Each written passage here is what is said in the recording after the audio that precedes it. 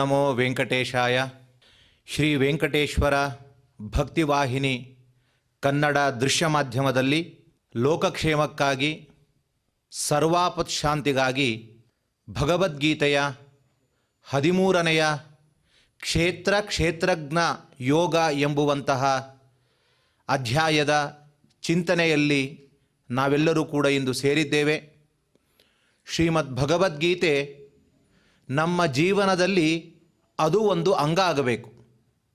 ಭಗವದ್ಗೀತೆಯ ಮಹತ್ವವನ್ನು ಹೇಳುವಾಗ ಜ್ಞೇಯಂ ಪಾಠ್ಯಂಚ ತದ್ವಯಂ, ಭಗವದ್ಗೀತೆಯನ್ನು ಕೇವಲ ಪಾರಾಯಣ ಮಾಡಿದರೆ ಸಾಲದು, ಅದನ್ನು ತಿಳ್ಕೊಳ್ಬೇಕು. ಮತ್ತು ಇನ್ನೊಮ್ಮೆ ಹೇಳ್ತಾರೆ, ಕೇವಲ ಅದನ್ನು ತಿಳ್ಕೊಂಡ್ರೆ ಸಾಲದು, ದಿನನಿತ್ಯವೂ ಕೂಡ ಒಂದು ಶ್ಲೋಕನಾದರೂ ಪಾರಾಯಣ ಮಾಡಲೇಬೇಕು ಅಂತ ಅದರ ಹಿರಿತನವನ್ನು ಹೇಳಿದ್ದಾರೆ. ಎಲ್ಲದರ ವಿಷಯಗಳನ್ನು ನಿರೂಪಣೆ ಮಾಡಿರುವಂತಹ ಗ್ರಂಥ ಅಂದರೆ ಅದು ಮಹಾಭಾರತ ಎಂಬುವಂತಹ ಗ್ರಂಥವಾದರೆ, ಆ ಮಹಾಭಾರತದಲ್ಲೂ ಕೂಡ ಸಾರವೆನಿಸಿಕೊಂಡಿರುವಂತಹ ಶಾಸ್ತ್ರ ಅಂದರೆ ಶ್ರೀಮದ್ ಭಗವದ್ಗೀತಾ ಎಂಬುವಂತಹ ಶಾಸ್ತ್ರವಾಗಿದೆ. ಅಂತಹ ಭಗವದ್ಗೀತೆಯನ್ನು ನಾವು ದಿನನಿತ್ಯವೂ ಕೂಡ ಅಳವಡಿಸಿಕೊಳ್ಳಬೇಕು, ಅದರ ಚಿಂತನೆಯನ್ನು ದಿನನಿತ್ಯವೂ ಮಾಡಬೇಕು ಎಂಬ ಉದ್ದೇಶದಿಂದ ಈ ಒಂದು ಭಕ್ತಿವಾಹಿನಿ ದೃಶ್ಯ ಮಾಧ್ಯಮದ ಮೂಲಕವಾಗಿ ಸಕಲ ಭಗವದ್ಭಕ್ತರಿಗೂ ಕೂಡ ಮುಟ್ಟಬೇಕು ಎಂಬುವಂತಹ ರೀತಿಯಲ್ಲಿ ನಾವಿವತ್ತು ಚಿಂತನೆಗಾಗಿ ಸೇರಿದ್ದೇವೆ. ಹಾಗಾಗಿ ಮೊದಲಿಗೆ ಯಾವುದೇ ಕಾರ್ಯವನ್ನು ಮಾಡುವಾಗಲೂ ಕೂಡ ಗುರು ನಮನ ಇಲ್ಲದೆ ಮಾಡುವ ಹಾಗೆ ಇಲ್ಲ. ಗುರುಗಳ ಕರುಣೆ ಸುಸ್ಥಿರವಾಗಿದ್ದವರಿಗೆ ಹರಿನಿನ್ನ ಅನುಗ್ರಹವಾಗುವುದು ಅಂತ ದಾಸರು ತಿಳಿಸ್ತಾರೆ. ಯಾರಿಗೆ ಭಗವಂತನ ವೆಂಕಟೇಶನ ಅನುಗ್ರಹವಾಗುತ್ತೆ ಅಂದರೆ, ಯಾರಿಗೆ ಗುರುಗಳ ಕರುಣೆ ಸ್ಥಿರವಾಗಿ ಇದೆಯೋ ಅಂತಹ ವ್ಯಕ್ತಿಗೆ ಹರಿ ಅನುಗ್ರಹ ಬೇಗವಾಗುತ್ತೆ ಅಂತ ಹೇಳಿದ್ದಾರೆ. ಹಾಗಾಗಿ ಅವನು ಅಂಧಕಾರದಿಂದ ನಮ್ಮನ್ನು ಬೆಳಕಿನ ಕಡೆಗೆ ಕೊಂಡೊಯ್ಯುವಂತಹ ಒಂದು ಶಕ್ತಿ ಅಂದರೆ ಗುರು. ಅಜ್ಞಾನ ಎಂಬುವ ಅಂಧಕಾರದಿಂದ ನಾವು ಕೂಡಿದ್ದೇವೆ. ಕಣ್ಣು ಕಾಣದೇ ಇರುವಂತಹ ವ್ಯಕ್ತಿ ಯಾವ ದಿಕ್ಕಿಗೆ ಹೋಗಬೇಕು ಅಂತ ತೋಚದೇ ಇರುವಾಗ ಕೈಯನ್ನು ಹಿಡಿದುಕೊಂಡು ನಡೆಸಿ ಅವನು ಹೋಗಬೇಕಾದ ಸ್ಥಾನವನ್ನು ಮುಟ್ಟಿಸಿದಾಗ ಎಷ್ಟು ಆನಂದವಾಗುತ್ತೋ, ಹಾಗೆ ನಮಗೆ ಯಾವುದು ಸರಿಯಾದ ಮಾರ್ಗ ಅಂತ ಗೊತ್ತಿಲ್ಲದೇ ಇರುವ ಪಾಮರರಿಗೆ ಗುರುಗಳಾದವನು ಅಜ್ಞಾನದಿಂದ ಜ್ಞಾನದ ಕಡೆಗೆ ನಮ್ಮನ್ನು ಕೊಂಡೊಯ್ದು ರಕ್ಷಣೆ ಮಾಡ್ತಾನೆ. ಹಾಗಾಗಿ ಅತ್ಯಂತ ಪ್ರಶಂಸನೀಯ, ಅತ್ಯಂತ ಅಗತ್ಯವಾಗಿರುವಂತಹ ಪ್ರಾರ್ಥನೆ ಗುರು ಪ್ರಾರ್ಥನೆ. ಹಾಗಾಗಿ ನಾವೆಲ್ಲರೂ ಕೂಡ ಗುರು ಪ್ರಾರ್ಥನೆಯನ್ನು ಮಾಡೋಣ. ಸಮಾಶ್ರಯೇದ್ ಗುರುಂ ಭಕ್ತ್ಯಾ ಮಹಾವಿಶ್ವಾಸಪೂರ್ವಕಂ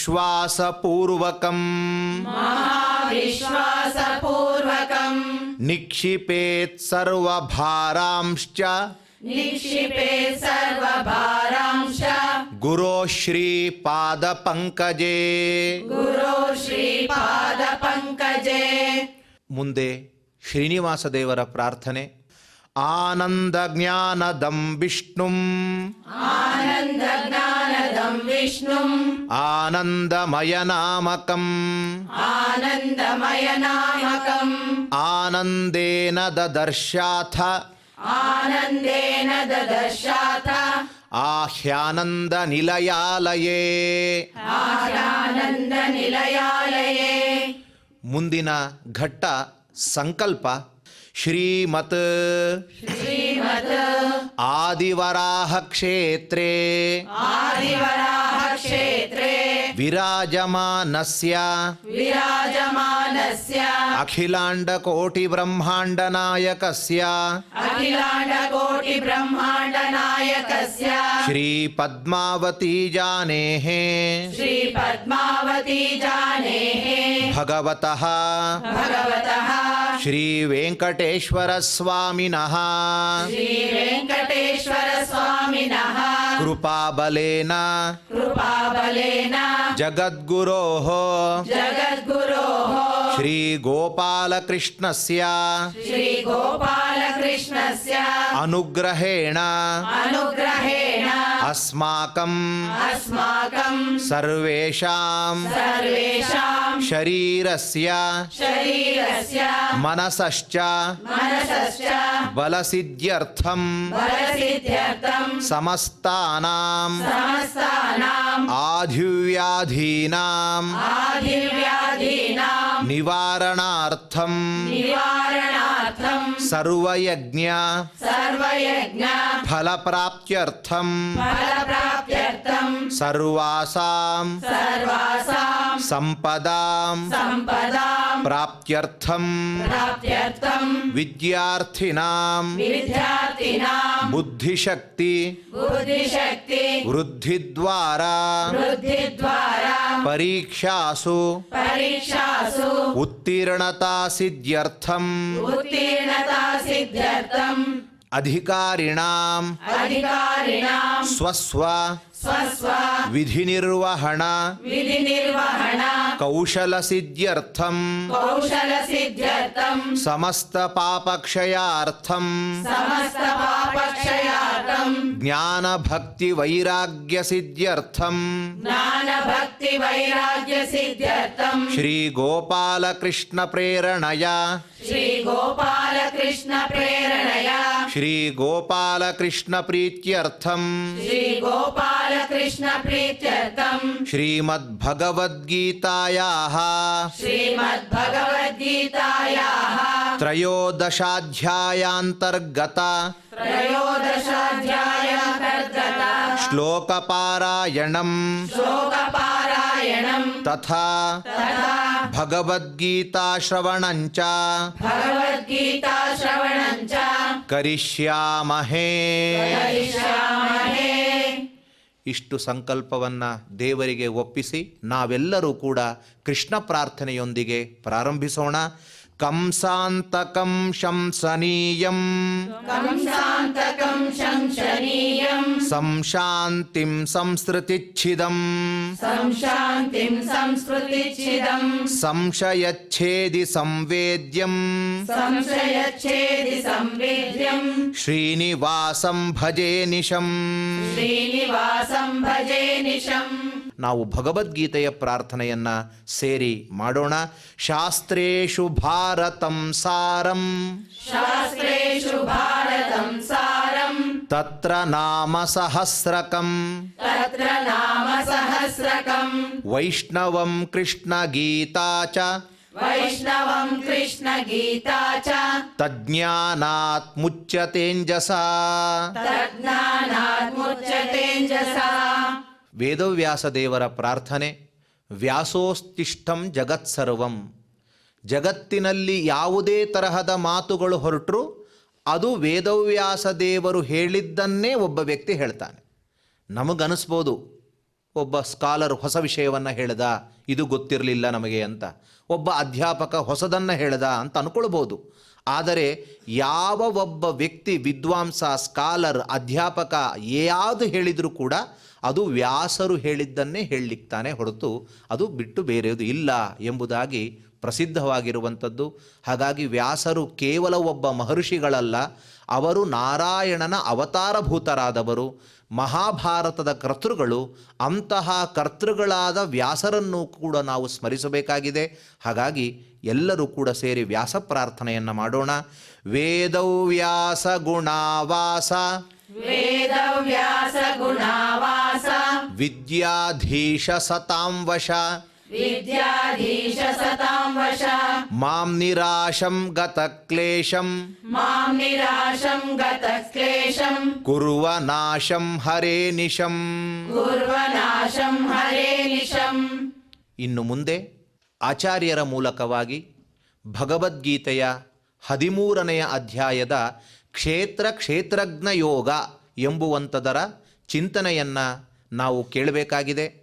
ಶ್ರೀಮದ್ ಭಗವದ್ಗೀತೆಯ 13ನೆಯ ಅಧ್ಯಾಯ ಅತ್ಯಂತ ರಮಣೀಯವಾಗಿರುವಂಥದ್ದು.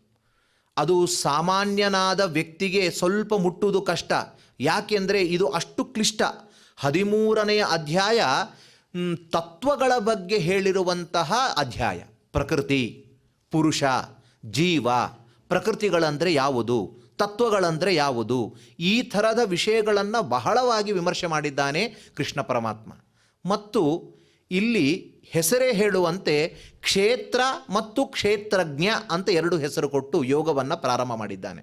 ಕ್ಷೇತ್ರ ಅಂದರೆ ನಮ್ಮ ಕ್ಷೇತ್ರ ಅಂದು ಆ ಹೆಸರಿನಲ್ಲ, ನಮ್ಮ ಕ್ಷೇತ್ರ ಇದು ಅಂತ ಹೇಳುವಂತೆ ಆ ಕ್ಷೇತ್ರ ಹೇಳುವುದಲ್ಲ. ಕ್ಷೇತ್ರ ಅಂದರೆ ಚರಾಚರಾತ್ಮಕವಾಗಿರುವ ಸಮಸ್ತವಾದ ಪ್ರಪಂಚ, ಇದನ್ನು ಕ್ಷೇತ್ರ ಅಂತ ಕರೆದಿದ್ದಾನೆ. ಹಾಗಾದರೆ ಪ್ರಪಂಚದಲ್ಲಿ ಏನೇನು ಸೇರಿದೆ, ಪ್ರಪಂಚ ನಿರ್ಮಾಣವಾಗಲಿಕ್ಕೆ ಏನೇನು ಸೇರಿದರೆ ಆಗಿದೆ. ಒಂದು ಮನೆ ನಿರ್ಮಾಣ ಮಾಡಲಿಕ್ಕೆ ಜಲ್ಲಿ, ಸಿಮೆಂಟು, ಇಟ್ಟಗಿ, ನಾನಾ ತರಹದ ವಸ್ತುಗಳು ಬೇಕಾಗುವಂತೆ ಈ ಸಮಸ್ತವಾದ ಪ್ರಪಂಚ ಬ್ರಹ್ಮಾಂಡ ನಿರ್ಮಾಣಕ್ಕೋಸ್ಕರ ಏನು ಬೇಕು ಅದೆಲ್ಲವೂ ಈ ಅಧ್ಯಾಯದಲ್ಲಿ ಅಡಗಿದೆ.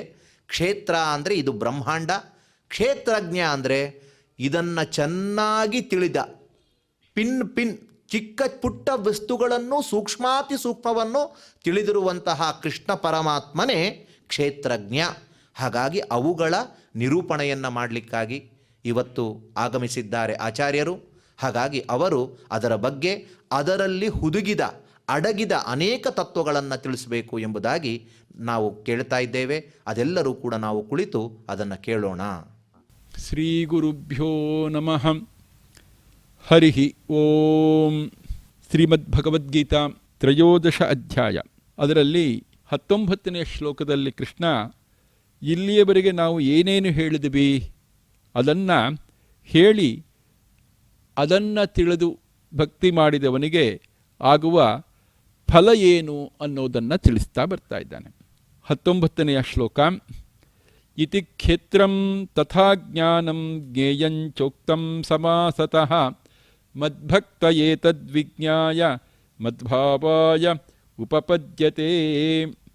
ಹೀಗೆ 18 ಶ್ಲೋಕಗಳಲ್ಲಿ ಕ್ಷೇತ್ರ, ಕ್ಷೇತ್ರದ ಕಾರ್ಯಗಳು, ಜ್ಞಾನ, ಜ್ಞಾನ ಸಾಧನ, ಜ್ಞಾನ ವಿಷಯ, ಜ್ಞೇಯ ದೇವರ ವಿಷಯ, ಇದನ್ನು ಸಂಕ್ಷೇಪವಾಗಿ ಹೇಳಿದ್ದೇನೆ ಅಂತ.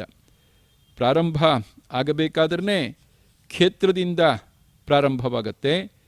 ಆ ಕ್ಷೇತ್ರ ಅಂತ ಬಂದಾಗ ಕೃಷ್ಣ ಇದಂ ಶರೀರಂ ಕೌಂತೆಯ ಕ್ಷೇತ್ರಮಿತ್ಯಭಿಧೀಯತೆ ಅಂತ ಹೇಳಿ ಸಮಸ್ತ ಬ್ರಹ್ಮಾಂಡ ಪಿಂಡಾಂಡಗಳನ್ನು ಕ್ಷೇತ್ರ ಅಂತ ಕರೀತಾನೆ. ಅದಾದ ಮೇಲೆ ಇಚ್ಛಾದ್ವೇಷ ಮೊದಲಾಗಿರ್ತಕ್ಕಂಥವುಗಳು ಏನಿದೆ ಅದೆಲ್ಲವೂ ಕ್ಷೇತ್ರದ ವಿಕಾರಗಳು. ಈ ಶರೀರವೂ ಕೂಡ ಕ್ಷೇತ್ರದ ವಿಕಾರ. ಹೀಗೆ ಅವ್ಯಕ್ತದಿಂದ ಪ್ರಾರಂಭಿಸಿ, ಜಡ ಪ್ರಕೃತಿಯಿಂದ ಪ್ರಾರಂಭಿಸಿ ಮುಂದೆ ಏನೇನು ಬಂತು ಸೃಷ್ಟಿಯಲ್ಲಿ ಅದೆಲ್ಲವೂ ಕ್ಷೇತ್ರದ ವ್ಯಾಪ್ತಿಯಲ್ಲಿ ಬರುತ್ತೆ.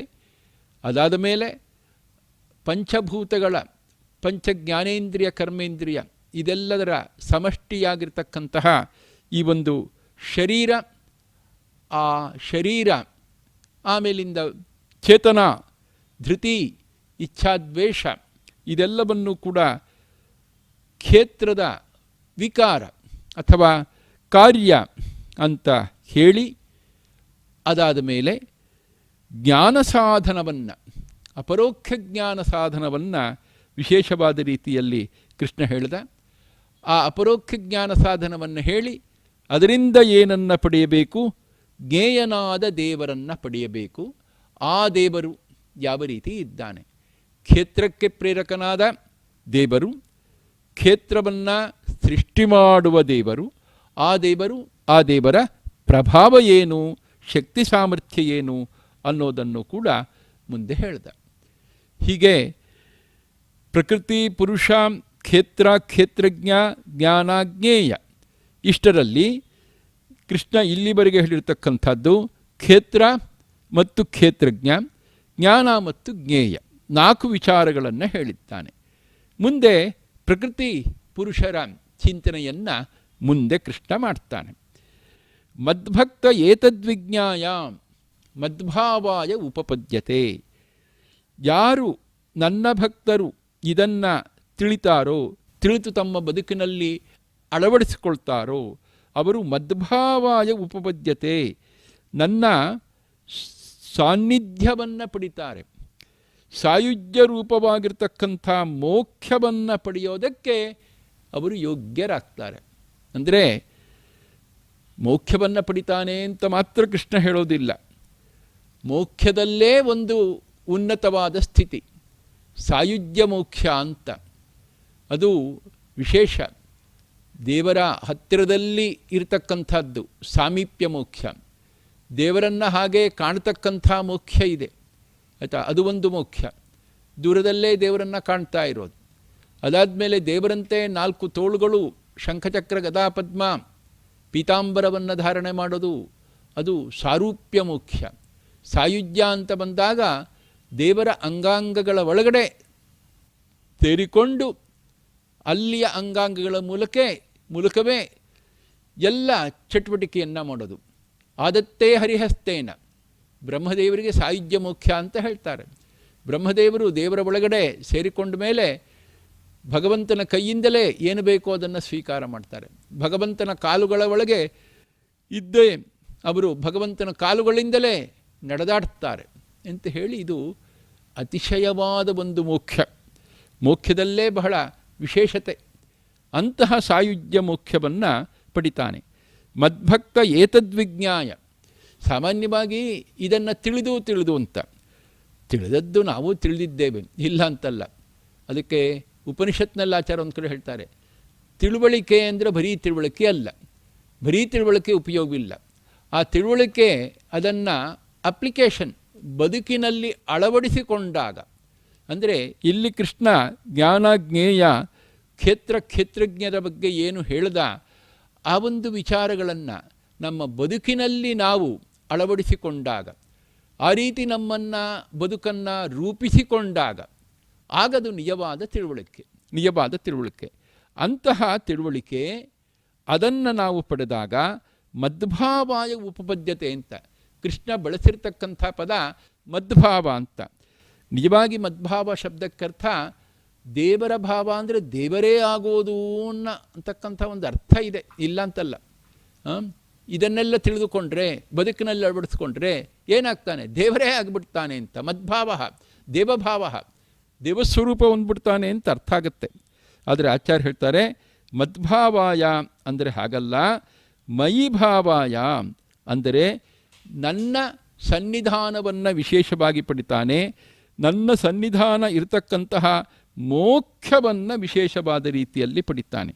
ಮದ್ಭಾವಾಯ ಅಂತ ಬಂದಾಗ ವಿಶೇಷವಾಗಿ ಭಗವಂತನ ವಿಶೇಷವಾಗಿರ್ತಕ್ಕಂಥ ಸನ್ನಿಧಾನ ಇರತಕ್ಕಂತಹ ಆ ಒಂದು ಶ್ರೇಷ್ಠವಾದ ಮೋಕ್ಷ, ಆ ಮೋಕ್ಷವನ್ನು ಪಡೆಯೋದಕ್ಕೆ ಇಷ್ಟೆಲ್ಲ ಕಾರಣವಾಗುತ್ತೆ ಅಂತ.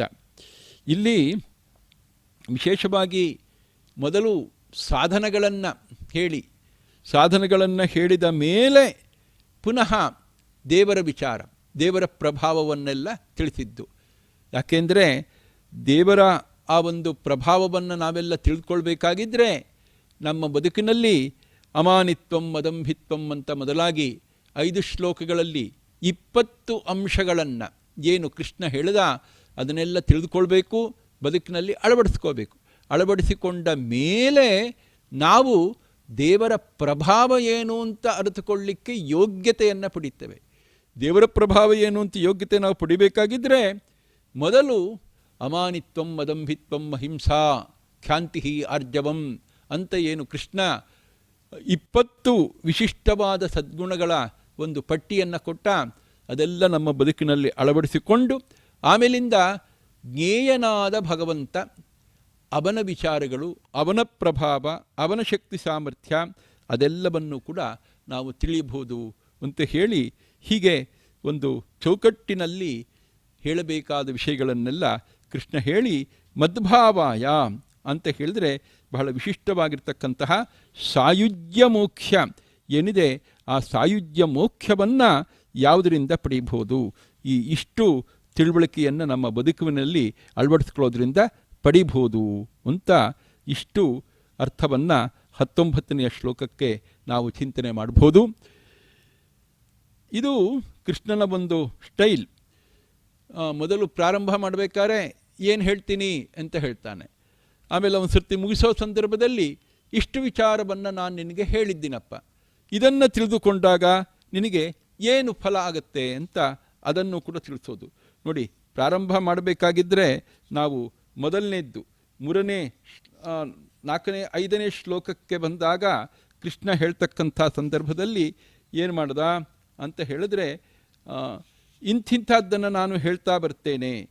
ತತ್ಕ್ಷೇತ್ರಂ ಯಚ್ಚ ಯಾದೃಚ್ಛ ಯದ್ವಿಕಾರಿ ಯತಶ್ಚ ತತ್ ಸಚಯೋ ಯತ್ಪ್ರಭಾವಶ್ಚ ತತ್ ಸಮಾಸೇನ ಮೇಶೃಣು ಅಂತ 4ನೇ ಶ್ಲೋಕದಲ್ಲಿ ಕ್ಷೇತ್ರ ಅಂದರೆ ಏನು, ಕ್ಷೇತ್ರದ ವೈವಿಧ್ಯ ಏನು, ಅದರ ಕಾರ್ಯಗಳೇನು, ಅದರ ಪ್ರವರ್ತಕ ಯಾರು, ಆಯಿತಾ, ಆ ಪ್ರವರ್ತಕನ ಸಾಮರ್ಥ್ಯವೇನು, ಇದೆಲ್ಲವನ್ನೂ ಸಂಕ್ಷೇಪವಾಗಿ ಹೇಳ್ತೀನಿ ಅಂತ 4ನೇ ಶ್ಲೋಕದಲ್ಲಿ ಪ್ರತಿಜ್ಞೆ ಮಾಡಿ ಅದರಂತೆ ಅದೆಲ್ಲವನ್ನು ವಿವರಣೆ ಕೊಟ್ಟ ಮೇಲೆ ಪುನಃ 19ನೇ ಶ್ಲೋಕಕ್ಕೆ ಬಂದಾಗ ಇಲ್ಲಿವರೆಗೆ ಹೇಳಿರ್ತಕ್ಕಂಥ ವಿಚಾರಗಳು ಯಾವುದು ಅದನ್ನು ನಿನಗೆ ತಿಳಿಸಿದ್ದೀನಲ್ಲ, ಅದನ್ನು ತಿಳಿದುಕೊಂಡಾಗ ಮದ್ಭಾವಾಯ ಉಪಪದ್ಯತೆ ಅಂತ ಹೀಗೆ ಮೊದಲು ಪ್ರತಿಜ್ಞೆ ಮಾಡ್ತಾನೆ.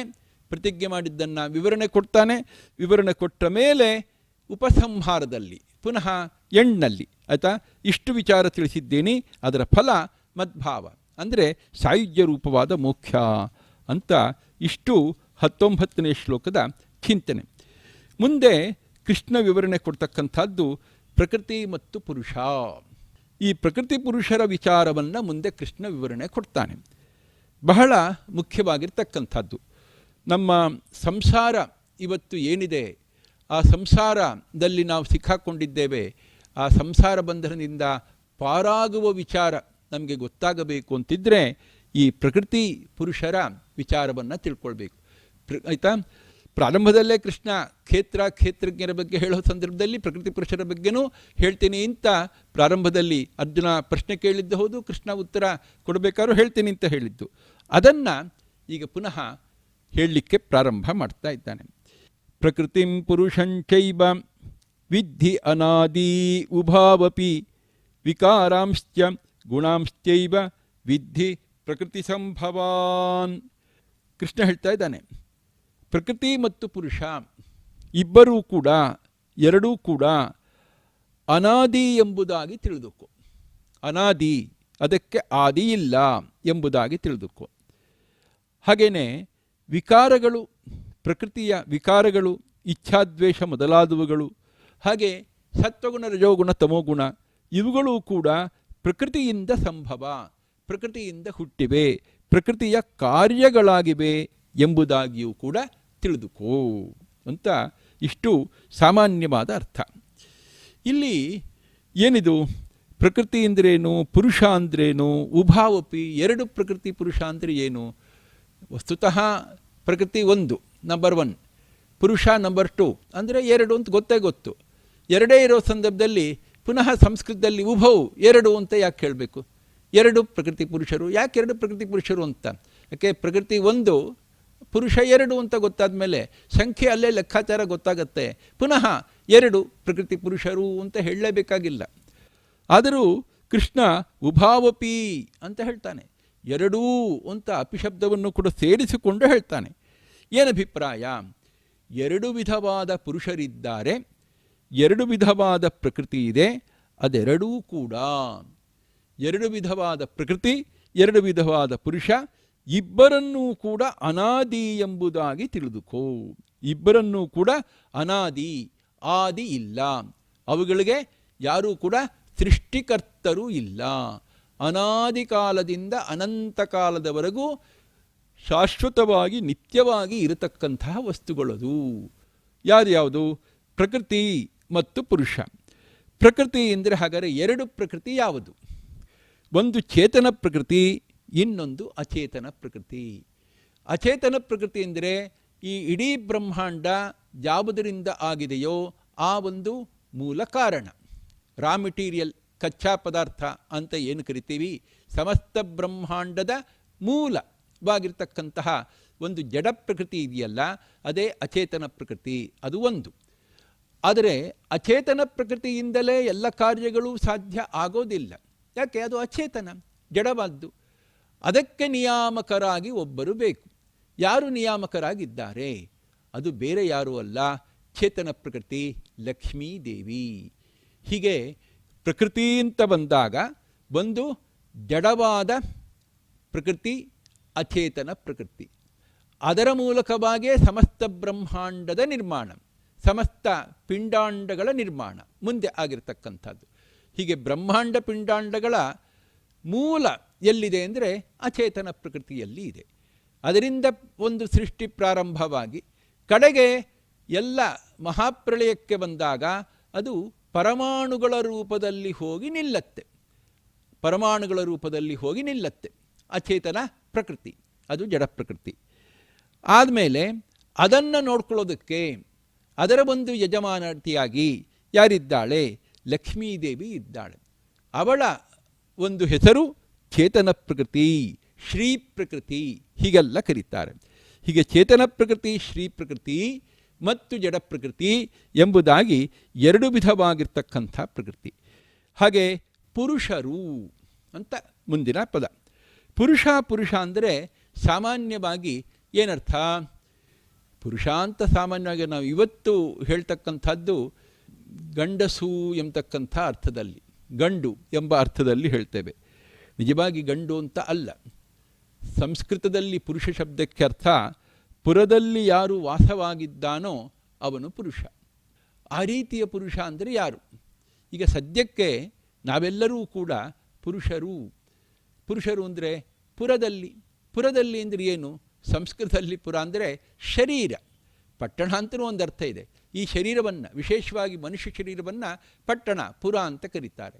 ಈ ಪುರದಲ್ಲಿ ಅಂದರೆ ಶರೀರದಲ್ಲಿ ನಾವೆಲ್ಲ ಒಂದೊಂದು ಶರೀರದ ಒಳಗಡೆ ಇದ್ದೇವೆ. ಮತ್ತು ಸಂಸಾರದಲ್ಲಿ ಯಾರ್ಯಾರು ಇರ್ತಾರೋ ಅವರೆಲ್ಲರೂ ಕೂಡ ಲಿಂಗದೇಹದ ಒಳಗಡೆ ಇದ್ದಾರೆ. ಹೀಗಾಗಿ ಎಲ್ಲರಿಗೂ ಒಂದು ಪುರ ಇದೆ. ಅದರಿಂದ ಪುರುಷ ಅಂದರೆ ಜೀವಿಗಳು ಅಂತ ಅರ್ಥ. ಜೀವಿಗಳು ಅದು ಗಂಡು ಆಗ್ಬೋದು, ಹೆಣ್ಣು ಆಗ್ಬೋದು. ಹೆಣ್ಣು ಪುರುಷ, ಗಂಡು ಪುರುಷ ಅಂತ ಹಾಗೆ ಅಭಿಪ್ರಾಯವೇ ಹೊರತು ಮತ್ತೇನೆಲ್ಲ ಗಂಡು ಎನ್ನುವ ಅರ್ಥದಲ್ಲಿ ಪುರುಷ ಶಬ್ದವನ್ನು ಬಳಸೋದಲ್ಲ. ಮೂಲತಃ ವೇದಾಂತದಲ್ಲಿ, ವೇದಗಳಲ್ಲಿ ಇರತಕ್ಕಂಥದ್ದು ಪುರುಷ ಶಬ್ದ ಪುರದಲ್ಲಿ ವಾಸವಾಗಿರುವವ ಅಂತ ಅರ್ಥದಲ್ಲಿ, ಅಂದರೆ ದೇಹದ ಒಳಗಡೆ ಇರುವವ ಎನ್ನುವ ಅರ್ಥದಲ್ಲೇ ಅದು ಗಂಡು ಹೆಣ್ಣು ಯಾರು ಬೇಕಾರಾಗ್ಬೋದು. ಮುಂದೆ ಅದಕ್ಕೆ ಸಂಕುಚಿತವಾದ ಅರ್ಥವನ್ನು ನಾವಿಟ್ಕೊಂಡ್ವಿ. ಆದರೆ ಜೀವ ಅಂತ ತೆಗೆದುಕೊಂಡಾಗ ಜೀವ ಹೌದು, ಇಲ್ಲ ಅಂತಲ್ಲ, ಜೀವ ಪುರದಲ್ಲಿ ಇದ್ದಾನೆ, ಅಂದರೆ ದೇಹದಲ್ಲಿ ಇದ್ದಾನೆ. ಆದರೆ ಬರೀ ಜೀವ ಇರೋದರಿಂದ ಎಲ್ಲಿ ಚಟುವಟಿಕೆ ನಡೆಯೋದಲ್ಲ. ಈ ಪುರದಲ್ಲಿ ಇನ್ನೊಬ್ಬ ವಾಸವಾಗಿದ್ದಾನೆ. ಅದು ಯಾರು? ಅದು ದೇವರು. ಹಾಗಾಗಿ ದೇವರು ಪುರುಷ, ಆಮೇಲಿಂದ ಜೀವನೂ ಕೂಡ ಪುರುಷ. ಜೀವ ಒಂದೊಂದು ಶರೀರದಲ್ಲಿ ಇರುವ ಪುರುಷ, ದೇವರು ಎಲ್ಲ ಶರೀರದಲ್ಲಿ ಇರುವ ಪುರುಷ. ನಮಗೆಲ್ಲ ಪುರುಷರು ಅಂತ ನಾವು ಕರೆದಾಗ ನಾವೆಲ್ಲ ಜೀವಿಗಳು. ಇವತ್ತು ಮೇಲೆ ಒಂದು ಸ್ಥೂಲ ದೇಹ ಬಂದಿದೆ. ಈ ಸ್ಥೂಲ ದೇಹ ಮನುಷ್ಯ ಶರೀರ, ಇದರಲ್ಲಿ ನಾನು ವಾಸವಾಗಿದ್ದೇನೆ, ನಾನು ಪುರುಷ. ಎಲ್ಲರೂ ಕೂಡ, ನೀವೆಲ್ಲರೂ ಕೂಡ ನಿಮ್ಮ ಒಂದು ಶರೀರದಲ್ಲಿ ಇದ್ದೀರಿ. ಬೇಕಾದಷ್ಟು 84 ಲಕ್ಷ ಯೋನಿಗಳು ಅಂತ ಒಂದು ಲೆಕ್ಕಾಚಾರ. ಅಷ್ಟು ವಿಧವಾದ ಶರೀರಗಳಲ್ಲಿ ಕೋಟಿಗಟ್ಟಲೆ ಜೀವಿಗಳೆಲ್ಲ ಒಂದು ನೆಲೆಸಿವೆ. ಅವರೆಲ್ಲರೂ ಕೂಡ ಕೋಟಿಗಟ್ಟಲೆ ಜೀವಿಗಳು ಒಂದೊಂದು ಪುರದಲ್ಲಿ ಇದ್ದಾರೆ. ಆದರೆ ಆ ಕೋಟಿಗಟ್ಟಲೆ ಜೀವಿಗಳು ಎಷ್ಟೆಷ್ಟು ಕೋಟಿಗಟ್ಟಲೆ ಪುರದಲ್ಲಿ ಇದ್ದಾರೋ ಅಷ್ಟೂ ಪುರದಲ್ಲೂ ನಿಯಾಮಕನಾಗಿ ಇರುವ ಭಗವಂತ ಮುಖ್ಯವಾಗಿ ಪುರುಷ. ಅದಕ್ಕೋಸ್ಕರಾಗಿ ದೇವರನ್ನು ಮುಖ್ಯವಾಗಿ ಪುರುಷ ಅಂತ ಕರೆಯೋದು. ಸಹಸ್ರಶೀರ್ಷ ಪುರುಷ ಸಹಸ್ರಾಕ್ಷ ಸಹಸ್ರಪಾತ್ ಸಭೂಮಿಂ ವಿಶ್ವತೋ ವೃತ್ವಾ ಅತ್ಯತಿಷ್ಠದ್ ದಶಾಂಗುಲಂ ಅಂತ ಪುರುಷ ಸೂಕ್ತ ಪ್ರಾರಂಭವಾಗುತ್ತೆ. ಆ ಪುರುಷ ಸೂಕ್ತ ಅಂದರೆ ಏನು? ನಮ್ಮಂಥ ಪುರುಷನನ್ನು ವರ್ಣನೆ ಮಾಡಲಿಕ್ಕೆ ಹೊರಟಿದೆಯಾ? ಇಲ್ಲ, ಖಂಡಿತವಾಗಿಯೂ ಅಲ್ಲ.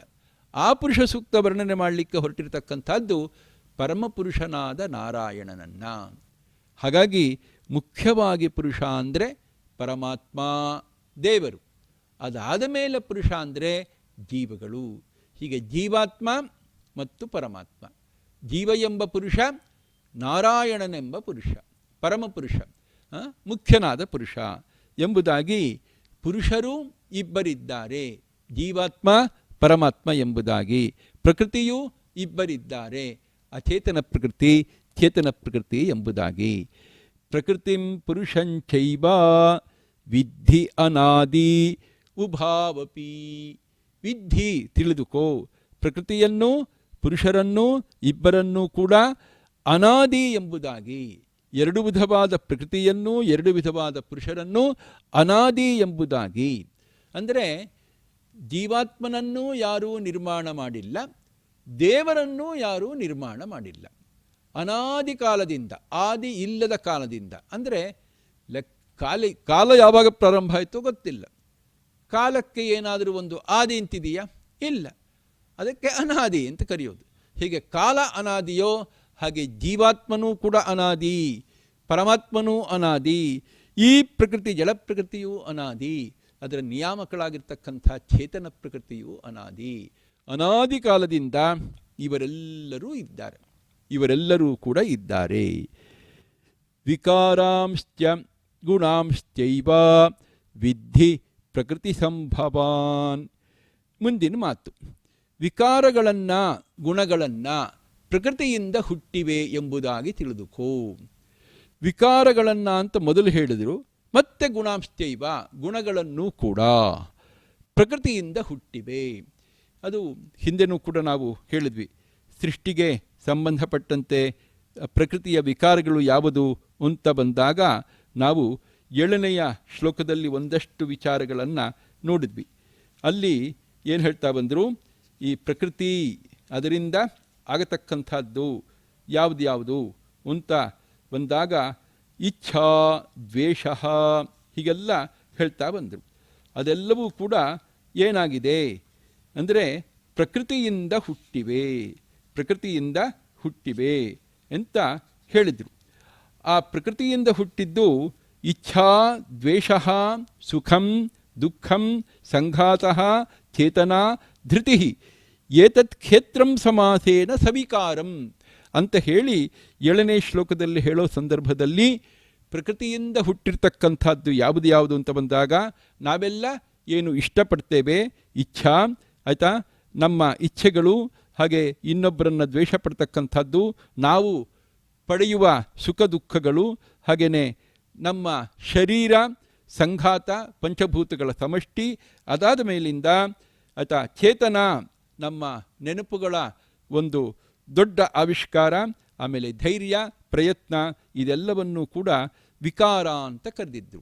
ಅಂದರೆ ಅದು ಯಾವುದು ಪ್ರಕೃತಿಯ ಮುಂದುವರೆದ ಭಾಗ.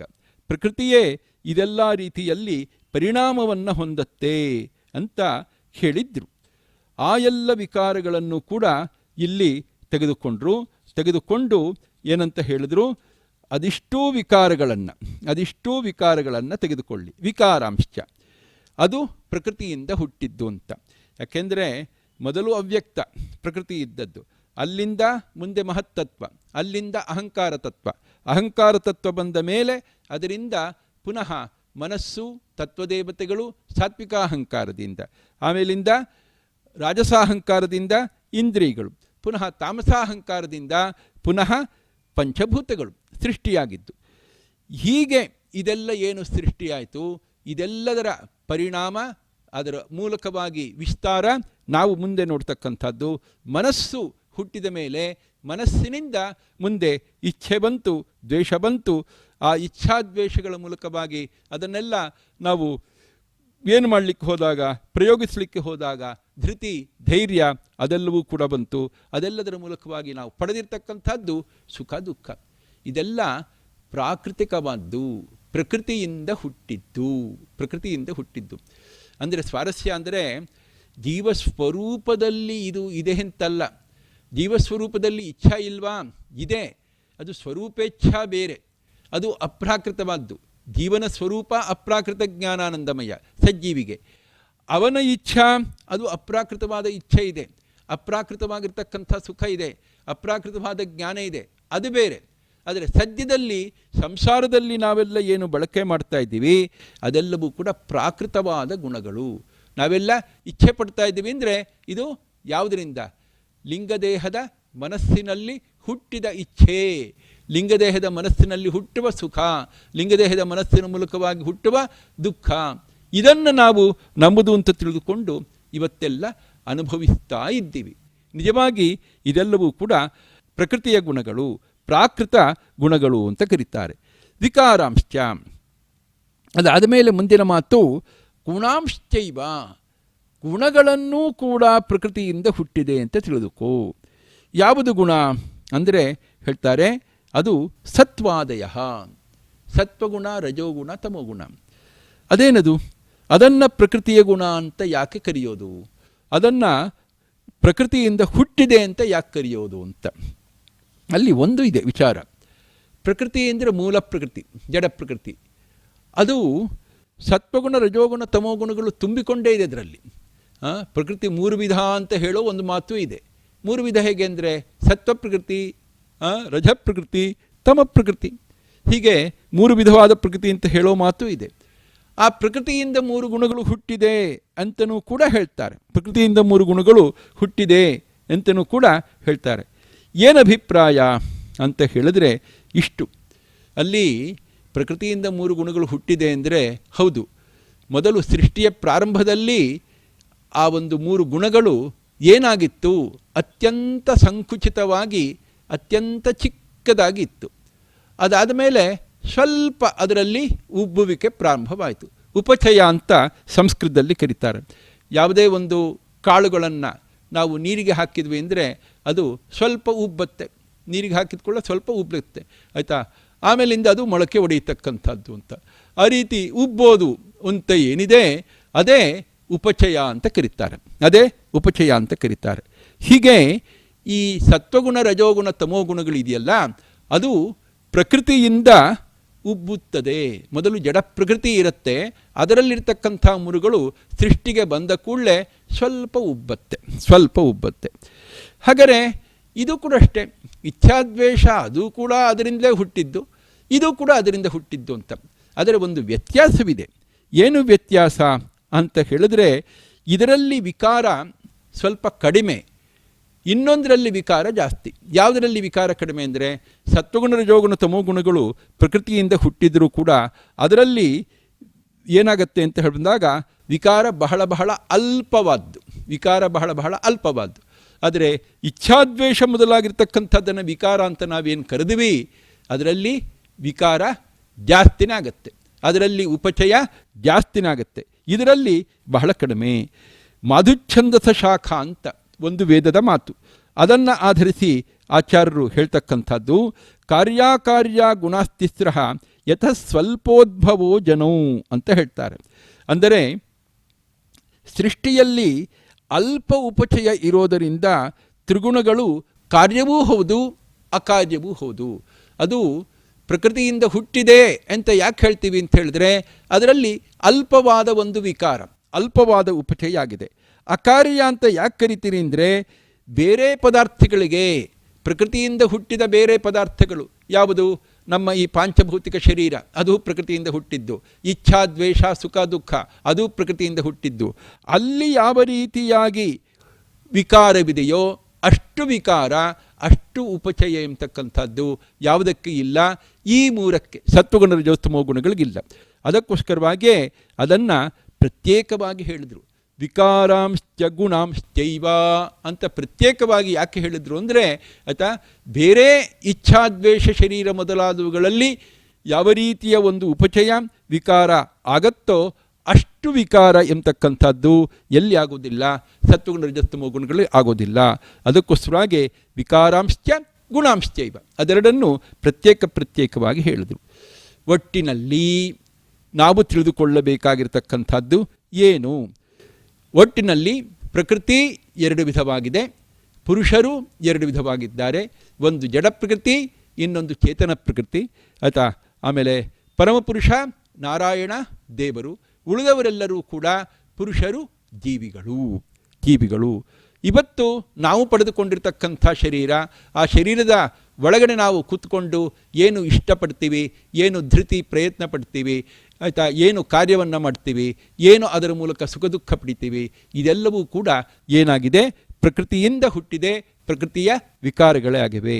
ಜೊತೆಗೆ ಇದೆಲ್ಲದಕ್ಕೂ ಮೂಲ ನಮ್ಮ ಯಾವುದೇ ಒಂದು ಕಾರ್ಯವನ್ನು ತೆಗೆದುಕೊಂಡಾಗ, ಯಾವುದೇ ಸುಖ ದುಃಖ ತೆಗೆದುಕೊಂಡಾಗ ಅದೆಲ್ಲದರಲ್ಲೂ ಕೂಡ ಸತ್ವಗುಣ, ರಜೋಗುಣ, ತಮೋಗುಣಗಳ ಪ್ರಭಾವ ಇದೆ ಅಂತ ಬಂದಾಗ ಆ ಸತ್ವಗುಣ, ರಜೋಗುಣ, ತಮೋಗುಣಗಳು ಕೂಡ ಪ್ರಕೃತಿಯಿಂದಲೇ ಹುಟ್ಟಿವೆ. ಆದರೆ ಅದರಲ್ಲಿ ಉಪಚಯ ತುಂಬ ಕಡಿಮೆ. ಆದರೆ ಉಳಿದವುಗಳಲ್ಲಿ ಶರೀರಾದಿಗಳಲ್ಲಿ ಉಪಚಯ ವಿಕಾರ ಜಾಸ್ತಿ ಅನ್ನೋ ಅರ್ಥದಲ್ಲಿ ಅದನ್ನು ಪ್ರತ್ಯೇಕವಾಗಿ ಹೇಳಿದರು ಅಂತ ಹೇಳಿ ಪ್ರಕೃತಿ ಪುರುಷರ ಚಿಂತನೆಯಲ್ಲಿ ಒಂದು ಮೂಲಭೂತವಾದ ವಿಚಾರವನ್ನು ಕೃಷ್ಣ ಹೇಳಿ ಮುಂದೆ ಅದರ ವಿಚಾರ ಅದನ್ನು ಹೇಗೆ ನಾವು ಸುಖ ದುಃಖಾದಿಗಳನ್ನು ಇಲ್ಲಿ ಪಡಿತಾ ಬಂದ್ವಿ ಅನ್ನೋದನ್ನು ನಾವು ಮುಂದಿನ ಶ್ಲೋಕದಲ್ಲಿ ನೋಡೋಣ ಅಂತ ಹೇಳ್ತಾ ಹರಯೇ ನಮಃ.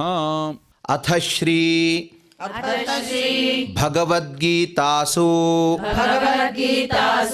ಉಪನಿಷತ್ಸು ಬ್ರಹ್ಮವಿದ್ಯಾಯಾಂ ಯೋಗಶಾಸ್ತ್ರೇ ಶ್ರೀಕೃಷ್ಣಾರ್ಜುನ ಸಂವಾದೇ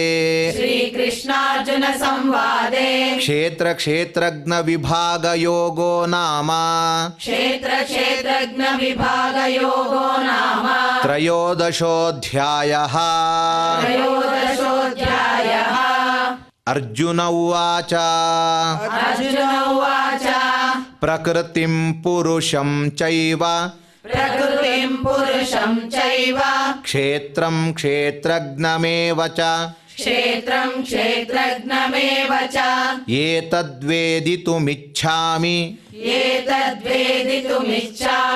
ಜ್ಞಾನಂ ಜ್ಞೇಯಂ ಚ ಕೇಶವ. ಶ್ರೀಭಗವಾನುವಾಚ ಇದಂ ಶರೀರಂ ಕೌಂತೆಯ ಕ್ಷೇತ್ರಮಿತ್ಯಭಿಧೀಯತೆ ಏತದ್ಯೋ ವೇತ್ತಿ ತಂ ಪ್ರಾಹುಃ ಕ್ಷೇತ್ರಜ್ಞ ಇತಿ ತದ್ವಿದಃ ಕ್ಷೇತ್ರಜ್ಞಂ ಚಾಪಿ ಮಾಂ ವಿದ್ಧಿ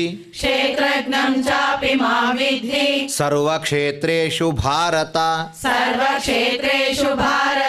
ಕ್ಷೇತ್ರ ಕ್ಷೇತ್ರಜ್ಞಯೋರ್ಜ್ಞಾನಂ ಯತ್ತ ಜ್ಞಾನಂ ಮತಂ ಮಮ ತತ್ಕ್ಷೇತ್ರಂ ಯಚ್ಚ ಯಾದೃಕ್ಚ ಯದ್ವಿಕಾರಿಯತಶ್ಚ ಯತ್ ಸ ಚ ಯೋ ಯತ್ಪ್ರಭಾವಶ್ಚ ತತ್ಸಮಾಸೇನ ಮೇ ಶೃಣು. ಋಷಿಭಿರ್ಬಹುಧಾ ಗೀತಂ ಛಂದೋಭಿರ್ವಿವಿಧೈಃ ಪೃಥಕ್ ಬ್ರಹ್ಮಸೂತ್ರಪದೈಶ್ಚೈವ ಹೇತುಮದ್ಭಿರ್ವಿನಿಶ್ಚಿತೈಃ ಮಹಾಭೂತಾನ್ಯಹಂಕಾರೋ ಬುದ್ಧಿರವ್ಯಕ್ತಮೇವ ಚ ಇಂದ್ರಿಯಾಣಿ ದಶೈಕಂಚ ಪಂಚಚೇಂದ್ರಿಯಗೋಚರಾಃ ಇಚ್ಛಾದ್ವೇಷಃ ಸುಖಂ ದುಃಖಂ ಸಂಘಾತಶ್ಚೇತನಾ ಧೃತಿಃ ಏತತ್ ಶರೀರಂ ಕ್ಷೇತ್ರಂ ಸಮಾಸೇನ ಸವಿಕಾರಮುದಾಹೃತಂ ಅಮಾನಿತ್ವಂ ಅದಂಭಿತ್ವಂ ಅಹಿಂಸಾ ಕ್ಷಾಂತಿರಾರ್ಜವಂ ಆಚಾರ್ಯೋಪಾಸನಂ ಶೌಚಂ ಸ್ಥೈರ್ಯಮಾತ್ಮವಿನಿಗ್ರಹಃ ಇಂದ್ರಿಯಾರ್ಥೇಷು ವೈರಾಗ್ಯಂ ಅನಹಂಕಾರ ಏವ ಚ ಜನ್ಮ ಮೃತ್ಯುಜರಾ ವ್ಯಾಧಿ ದುಃಖ ದೋಷಾನುದರ್ಶನಂ ಅಸಕ್ತಿರನಭಿಷ್ವಂಗಃ ಪುತ್ರದಾರಗೃಹಾದಿಷು ಜ್ಯೋತಿಷು ನಿತ್ಯಂಚ ಸಮಚಿತ್ತತ್ವಂ ನಿತ್ಯಂ ಚ ಸಮಚಿತ್ತತ್ವಂ ಇಷ್ಟಾನಿಷ್ಟೋಪಪತ್ತಿಷು ಇಷ್ಟಾನಿಷ್ಟೋಪಪತ್ತಿಷು ಮಯಿ ಚಾನನ್ಯಯೋಗೇನ ಮಯಿ ಚಾನನ್ಯಯೋಗೇನ ಭಕ್ತಿರವ್ಯಭಿಚಾರಿಣೀ ಭಕ್ತಿರವ್ಯಭಿಚಾರಿಣಿ ವಿವಿಕ್ತದೇಶಸೇವಿತ್ವಂ ವಿವಿಕ್ತದೇಶಸೇವಿತ್ವಂ ಅರತಿರ್ಜನ ಸಂಸದಿ ಅರತಿರ್ಜನ ಸಂಸದಿ ಅಧ್ಯಾತ್ಮಜ್ಞಾನ ನಿತ್ಯತ್ವಂ ಅಧ್ಯಾತ್ಮಜ್ಞಾನ ನಿತ್ಯತ್ವಂ ತತ್ವಜ್ಞಾನಾರ್ಥದರ್ಶನಂ ತತ್ವಜ್ಞಾನಾರ್ಥದರ್ಶನಂ ಏತ ಜ್ಞಾನಮಿತಿ ಪ್ರೋಕ್ತಂ ಏತಜ್ಞಾನಮಿತಿ ಪ್ರೋಕ್ತಂ ಅಜ್ಞಾನಂ ಯದತೋನ್ಯಥಾ ಅಜ್ಞಾನಂ ಯದತೋನ್ಯಥಾ ಜ್ಞೇಯಂ ಯತ್ತತ್ ಪ್ರವಕ್ಷ್ಯಾಮಿ ಜ್ಞೇಯಂ ಯತ್ತತ್ ಪ್ರವಕ್ಷ್ಯಾಮಿ ಯಜ್ಞಾತ್ವಾಮೃತಮಶ್ನುತೆ ಯಜ್ಞಾತ್ವಾಮೃತಮಶ್ನುತೆ ಅನಾದಿಮತ್ಪರಂ ಬ್ರಹ್ಮ ಅನಾದಿಮತ್ಪರಂ ಬ್ರಹ್ಮ ನ ಸತ್ತನ್ನಾಸದುಚ್ಯತೆ ನ ಸತ್ತನ್ನಾಸದುಚ್ಯತೆ ಸರ್ವತಃ ಪಾಣಿಪಾದಂ ತತ್ ಸರ್ವತಃ ಪಾಣಿಪಾದಂ ತತ್ ಸರ್ವತೋಕ್ಷಿಕ್ಷಿರೋಮುಖಂ ಸರ್ವತೋ ಶಿಶಿರೋಮುಖಂ ಸರ್ವತಃ ಶ್ರುತಿಮಲ್ಲೋಕೆ ಸರ್ವತಃ ಶ್ರುತಿಮಲ್ಲೋಕೆ ಸರ್ವಮಾವೃತ್ಯ ತಿಷ್ಠತಿ ಸರ್ವಮಾವೃತ್ಯ ತಿಷ್ಠತಿ ಸರ್ವೇಂದ್ರಿಯಗುಣಾಭಾಸಂ ಸರ್ವೇಂದ್ರಿಯಗುಣಾಭಾಸಂ ಸರ್ವೇಂದ್ರಿಯವಿವರ್ಜಿತಂ ಸರ್ವೇಂದ್ರಿಯವಿವರ್ಜಿತಂ ಅಸಕ್ತಂ ಸರ್ವಭೃಚ್ಚೈವ ಅಸಕ್ತಂ ಸರ್ವಭೃಚ್ಚೈವ ನಿರ್ಗುಣಂ ಗುಣಭೋಕ್ತೃ ಚ ನಿರ್ಗುಣಂ ಗುಣಭೋಕ್ತೃ ಚ ಬಹಿರಂತಶ್ಚ ಭೂತಾನಾಂ ಬಹಿರಂತಶ್ಚ ಭೂತಾನಾಂ ಅಚರಂ ಚರಮೇವ ಚ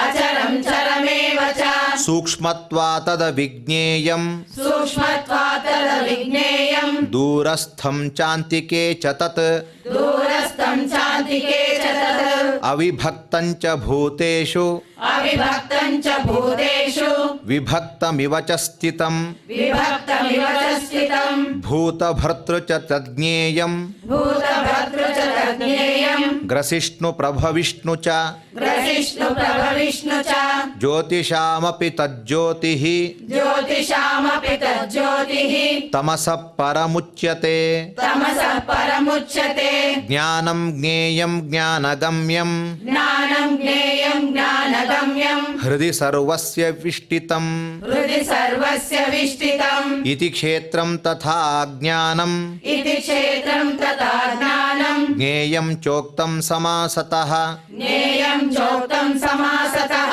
ಮದ್ಭಕ್ತ ಏತದ್ವಿಜ್ಞಾಯ ಮದ್ಭಕ್ತ ಏತದ್ವಿಜ್ಞಾಯ ಮದ್ಭಾವಾಯೋಪಪದ್ಯತೆ ಮದ್ಭಾವಾಯೋಪಪದ್ಯತೆ ಪ್ರಕೃತಿಂ ಪುರುಷಂ ಚೈವ ಪ್ರಕೃತಿಂ ಪುರುಷಂ ಚೈವ ವಿದ್ಯನಾಧಿ ಉಭಾವಪಿ ವಿದ್ಯನಾಧಿ ಉಭಾವಪಿ ವಿಕಾರಾಂಶ್ಚ ಗುಣಾಂಶ್ಚೈವ ವಿಕಾರಾಂಶ ಗುಣಾಂಶೈವ ವಿದ್ಧಿ ಪ್ರಕೃತಿ ಸಂಭವಾನ್ ವಿದ್ಧಿ ಪ್ರಕೃತಿ ಸಂಭವಾನ್ ಕಾರ್ಯಕಾರಣ ಕರ್ತೃತ್ವೇ ಕಾರ್ಯಕಾರಣ ಕರ್ತೃತ್ವೇ ಹೇತು ಪ್ರಕೃತಿರುಚ್ಯತೆ ಹೇತು ಪ್ರಕೃತಿರುಚ್ಯತೆ ಪುರುಷ ಸುಖ ದುಃಖಾನಾಂ ಪುರುಷ ಸುಖ ದುಃಖಾನಾಂ ಭೋಕ್ತೃತ್ವೇ ಹೇತುರುಚ್ಯತೆ ಭೋಕ್ತೃತ್ವೇ ಹೇತುರುಚ್ಯತೆ ಪುರುಷ ಪ್ರಕೃತಿಸ್ಥೋ ಹಿ ಪುರುಷ ಪ್ರಕೃತಿಸ್ಥೋ ಹಿ ಭುಂಕ್ತೆ ಪ್ರಕೃತಿಜಾನ್ ಗುಣಾನ್ ಭುಂಕ್ತೆ ಪ್ರಕೃತಿಜಾನ್ ಗುಣಾನ್ ಕಾರಣಂ ಗುಣಸಂಗೋಸ್ಯ ಕಾರಣಂ ಗುಣಸಂಗೋಸ್ಯ ಸದಸದ್ಯೋನಿ ಜನ್ಮಸು ಸದಸದ್ಯೋನಿ ಜನ್ಮಸು ಉಪದ್ರಷ್ಟಾನುಮಂತಾ ಚ ಉಪದ್ರಷ್ಟಾನುಮಂತಾ ಚ ಭರ್ತಾ ಭೋಕ್ತಾ ಮಹೇಶ್ವರಃ ಭರ್ತಾ ಭೋಕ್ತಾ ಮಹೇಶ್ವರಃ ಪರಮಾತ್ಮೇತಿ ಚಾಪ್ಯುಕ್ತೋ ಪರಮಾತ್ಮೇತಿ ಚಾಪ್ಯುಕ್ತೋ ದೇಹೇಸ್ಮಿನ್ ಪುರುಷಃ ಪರಃ ದೇಹೇಸ್ಮಿನ್ ಪುರುಷಃ ಪರಃ ಯ ಏವಂ ವೇತ್ತಿ ಪುರುಷಂ ಯ ಏವಂ ವೇತ್ತಿ ಪುರುಷಂ ಪ್ರಕೃತಿಂ ಚ ಗುಣೈಃ ಸಹ ಪ್ರಕೃತಿಂ ಚ ಗುಣೈಃ ಸಹ ಸರ್ವಥಾ ವರ್ತಮಾನೋಪಿ ಸರ್ವದಾ ವರ್ತಮಾನೋಪಿ ನ ಸ ಭೂಯೋಭಿಜಾಯತೆ ನ ಸ ಭೂಯೋಭಿಜಾಯತೆ ಧ್ಯಾನೇನಾತ್ಮನಿ ಪಶ್ಯಂತಿ ಜ್ಞಾನೇನಾತ್ಮನಿ ಪಶ್ಯಂತಿ ಕೇಚಿದಾತ್ಮಾನಮಾತ್ಮನಾ ಕೇಚಿದಾತ್ಮಾನಮಾತ್ಮನ ಅನ್ಯೇ ಸಾಂಖ್ಯೇನ ಯೋಗೇನ ಅನ್ಯೇ ಸಾಂಖ್ಯೇನ ಯೋಗೇನ ಕರ್ಮಯೋಗೇನ ಚಾಪರೇ ಕರ್ಮಯೋಗೇನ ಚಾಪರೇ ಅನ್ಯೇ ತ್ವೇವಮಜಾನಂತಃ ಅನ್ಯೇ ತ್ವೇವಮಜಾನಂತಃ ಶ್ರುತ್ವಾನ್ಯೇಭ್ಯ ಉಪಾಸತೆ ಶ್ರುತ್ವಾನ್ಯೇಭ್ಯ ಉಪಾಸತೆ ತೇಪಿ ಚಾತಿತರಂತ್ಯೇವ ತೇಪಿ ಚಾತಿತರಂತೈವ ಮೃತ್ಯುಂ ಶ್ರುತಿಪರಾಯಣಾಃ ಮೃತ್ಯುಂ ಶ್ರುತಿಪರಾಯಣಾಃ ಯಾವತ್ ಸಂಜಾಯತೆ ಕಿಂಚಿತ್ ಯಾವತ್ ಸಂಜಾಯತೆ ಕಿಂಚಿತ್ ಸತ್ವಂ ಸ್ಥಾವರ ಜಂಗಮಂ ಸತ್ವಂ ಸ್ಥಾವರ ಜಂಗಮಂ ಕ್ಷೇತ್ರ ಕ್ಷೇತ್ರಜ್ಞ ಸಂಯೋಗಾತ್ ಕ್ಷೇತ್ರ ಕ್ಷೇತ್ರಜ್ಞ ಸಂಯೋಗಾತ್ ತದ್ವಿದ್ಧಿ ಭರತರ್ಷಭ ತದ್ವಿದ್ಧಿ ಭರತರ್ಷಭ ಸಮಂ ಸರ್ವೇಷು ಭೂತೇಷು ಸಮಂ ಸರ್ವೇಷು ಭೂತೇಷು ತಿಷ್ಠಂತಂ ಪರಮೇಶ್ವರಂ ತಿಷ್ಠಂತಂ ಪರಮೇಶ್ವರಂ ವಿನಶ್ಯತ್ಸ್ವ ವಿನಶ್ಯಂತಂ ವಿನಶ್ಯಸ್ವ ವಿನಶ್ಯಂತಂ ಯಃ ಪಶ್ಯತಿ ಸ ಪಶ್ಯತಿ ಯಃ ಪಶ್ಯತಿ ಸ ಪಶ್ಯತಿ ಸಮಂ ಪಶ್ಯನ್ ಹಿ ಸರ್ವತ್ರ ಸಮಂ ಪಶ್ಯನ್ ಹಿ ಸರ್ವತ್ರ ಸಮವಸ್ಥಿತಮೀಶ್ವರಂ ಸಮವಸ್ಥಿತಮೀಶ್ವರಂ ನ ಹಿ ನಸ್ತ್ಯಾತ್ಮನಾತ್ಮಾನಂ ನ ಹಿ ನಸ್ಯಾತ್ಮನಾತ್ಮಾನಂ ತತೋ ಯಾತಿ ಪರಾಂ ಗತಿಂ ತತೋ ಯಾತಿ ಪರಾಂ ಗತಿಂ ಪ್ರಕೃತ್ಯೈವ ಚ ಕರ್ಮಾಣಿ ಪ್ರಕೃತೈವ ಚ ಕರ್ಮಾಣಿ ಕ್ರಿಯಮಾಣಾನಿ ಸರ್ವಶಃ ಕ್ರಿಯಮಾಣಾನಿ ಸರ್ವಶಃ ಯಃ ಪಶ್ಯತಿ ತಥಾತ್ಮಾನಂ ಯಃ ಪಶ್ಯತಿ ತಥಾತ್ಮಾನಂ ಅಕರ್ತಾರಂ ಸ ಪಶ್ಯತಿ ಅಕರ್ತಾರಂ ಸ ಪಶ್ಯತಿ ಯದಾ ಭೂತ ಪೃಥಗ್ಭಾವಂ ಯದಾ ಯದಾ ಭೂತ ಪ್ರಭಾವಂ ಏಕಸ್ಥಂ ಅನುಪಶ್ಯತಿ ಏಕಸ್ಥಂ ಅನುಪಶ್ಯತಿ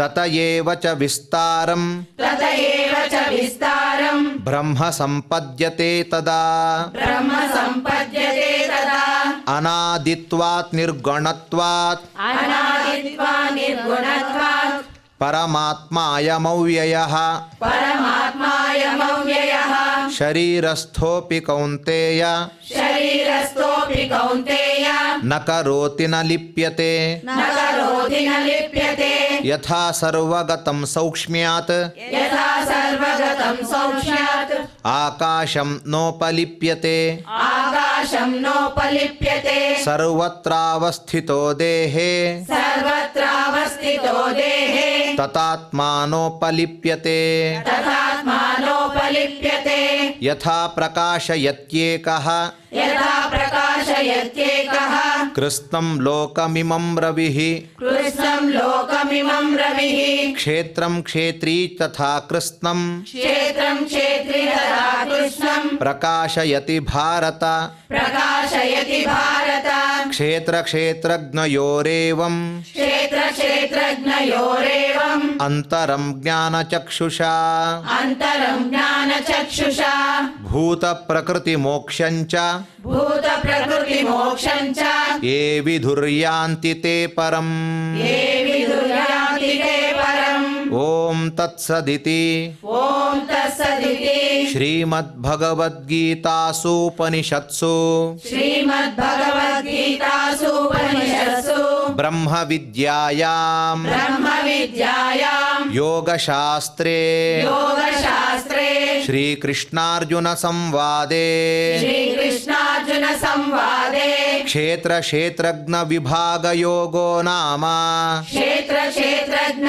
ವಿಭಾಗ ಯೋಗೋ ನಾಮ ತ್ರಯೋದಶೋಧ್ಯಾಯಃ.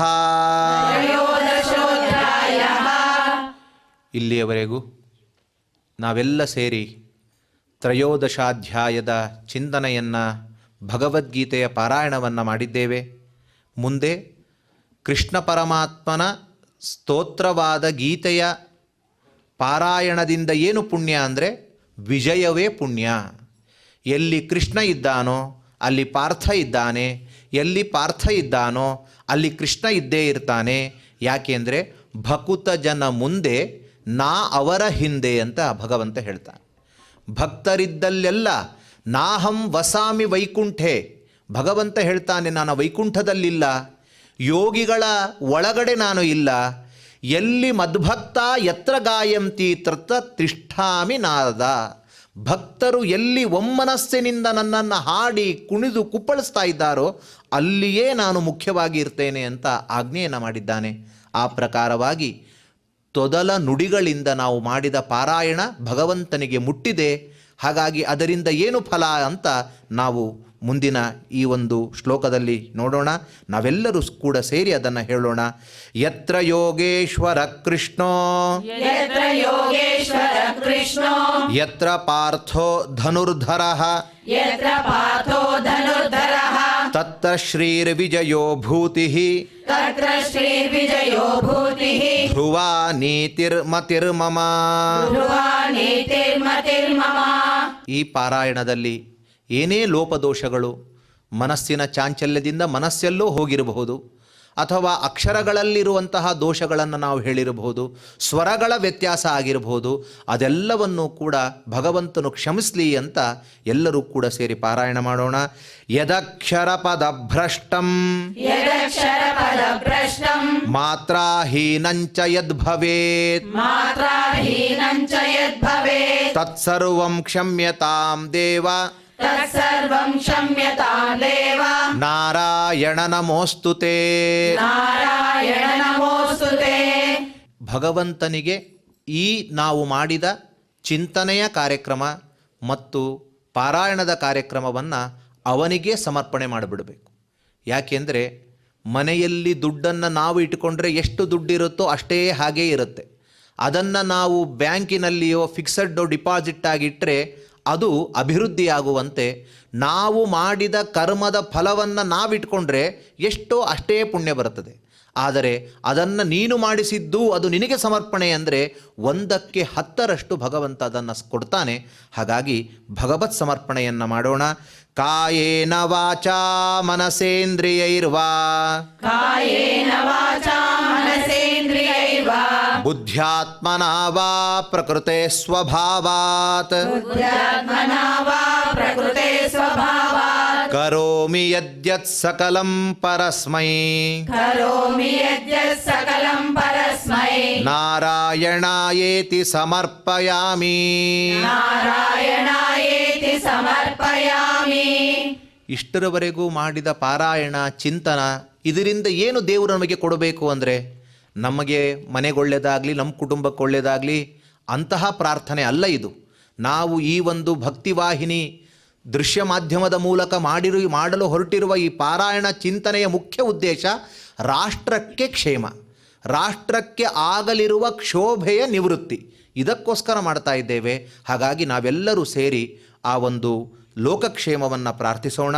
ಸರ್ವೇ ಭವಂತು ಸುಖಿನಃ ಸರ್ವೇ ಭವಂತು ಸುಖಿನಃ ಸರ್ವೇ ಸಂತು ನಿರಾಮಯಾಃ ಸರ್ವೇ ಸಂತು ನಿರಾಮಯಾಃ ಸರ್ವೇ ಭದ್ರಾಣಿ ಪಶ್ಯಂತು ಸರ್ವೇ ಭದ್ರಾಣಿ ಪಶ್ಯಂತು ಮಾ ಕಶ್ಚಿತ್ ದುಃಖ ಭಾಗ್ ಭವೇತ್. ಮಾ ಕಶ್ಚಿತ್ ದುಃಖ ಭಾಗ್ ಭವೇತ್. ನಂತರ ಮಾಡಿದ ಎಲ್ಲ ಕಾರ್ಯಕ್ರಮಕ್ಕೂ ಕೂಡ ಭಗವಂತ ಮಂಗಳ ನೀಡಲಿ ಎಂಬುವ ಉದ್ದೇಶದಿಂದ ಮಂಗಳದ ಮೂಲಕವೂ ಕೂಡ ದೇವರ ಸ್ತೋತ್ರವನ್ನು ಮಾಡೋಣ. ಶ್ರಿಯಕಾಂತಾಯ ಕಲ್ಯಾಣ ನಿಧಯೇ ನಿಧಯೇರ್ಥಿನಾಂ ಶ್ರಿಯಕಾಂತಾಯ ಕಲ್ಯಾಣ ನಿಧಯೇ ನಿಧಯೇರ್ಥಿನಾಂ ಶ್ರೀವೇಂಕಟ ನಿವಾಸಾಯ ಶ್ರೀನಿವಾಸಾಯ ಮಂಗಳಂ. ಶ್ರೀ ವೆಂಕಟ ನಿವಾಸಾಯ